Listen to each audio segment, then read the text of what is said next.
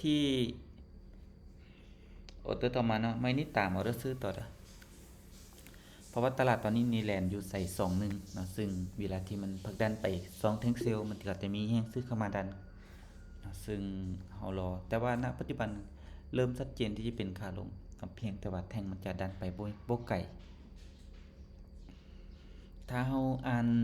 พฤติกรรมตลาดแบบนี้ได้เนาะปรับตัวทันกับทุกสถานการณ์เวลาเทรดมันก็จะเฮ็ดให้เฮานี่บ่ลังเลใจ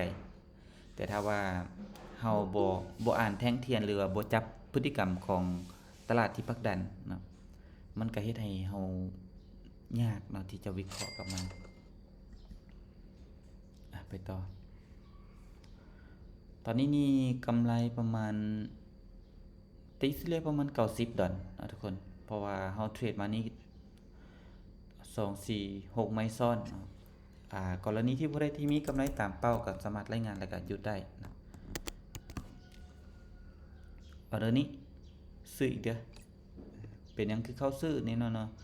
เมื่อแท่งมันมีการผลักดันแห่งซื้อเข้ามาเนาะ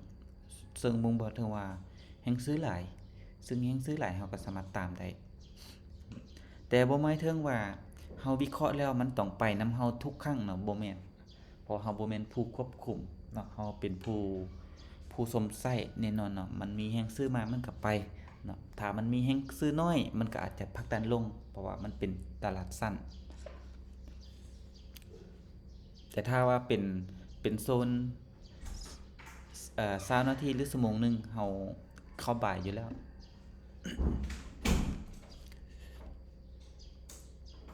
ก็ยังปิดรูปแบบอันนั้นเนาะข้ามไปก่อนเด้อไม่นี่เด้อเฮาเข้าไป7ไม้วิน6เสีย1ยังกำไรงามๆ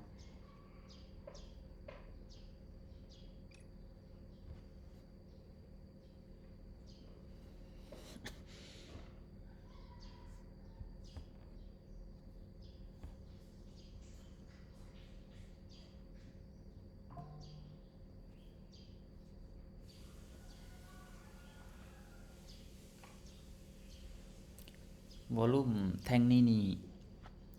นิ่งๆแล้วก็ผลักดันขึ้นไปเห็นบ่ทุกคนตลาดที่เฮาเข้ามานี่นะตั้งแต่พี่มาเนาะตั้งแต่พี่มาทุกคนสังเกตเบิ่งโลด ไซส์2121มัน31ส่วนหลายมัน2นี่แหละ2121อันนี้แหละเป็นไซส์ที่เราต้องจับพฤติกรรมของมันที่มันมีการแล่น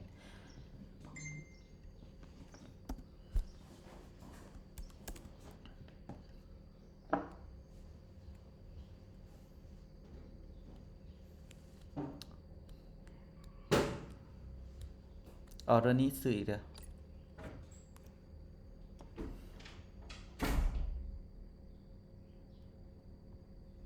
ทันบ่เมื่อกี้นี่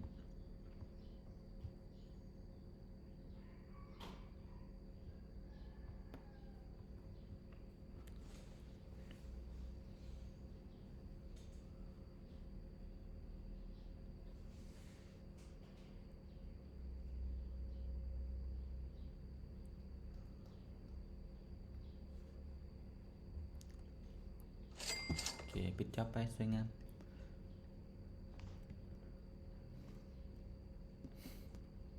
ถ้าไม่นี่ได้เฮาไปต่อเนาะไม่นี่เสียหยุดบ่ได้ที่วิเคราะห์ได้ก็ไปต่อเนาะบ่ได้ที่วิเคราะห์บ่ได้ก็เก็บกำไรเลยแทนนี้ก็สิเก็บกำไรละออเดอร์นี้จะเป็นออเดอร์สุดท้ายเนาะขายเด้ออาจารย์ทันไม่นี่วิ่งของไปต่อมันวิ่งหยุดเนาะ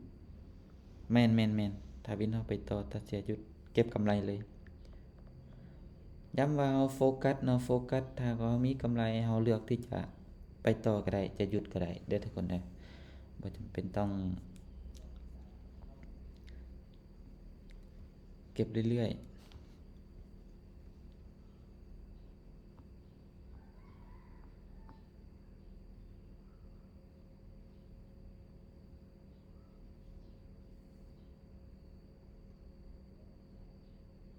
โอเคบ่ได้ตามเป้าเนาะถ้าบ่ได้ตามเป้าเราก็หยุดเอาเทรดมื้อนี้2 4 6 8 9ไม้เนาะ9ไม้นี้เราเสีย2ไม้เนาะเราวินอยู่7ไม้ เนาะตอนนี้นี่ลองสรุปเบิ่งว่าทุกคนมีกำไรไปเท่าใดบ่ฝากออกเด้อรายงานนำกันก่อนเนาะบ่ซั้นนี่บ่พาบวกได้ห้าห้าเจ็ด575ลบให้491ทางนี้บวกอยู่$84เนาะทุกคน เดี๋ยวสิทอนเนาะสิทอนจำว่าเก็บกำไรได้เนาะเราก็ถอนโอเคตอนนี้นี่ที่รายงานมานำกันนี่แม่นมีบวก20เนาะบวก20บวก15บวก1บวก84ก็คือค่อยเองเนาะตัว84น้องนี้เด้ยังมีบ่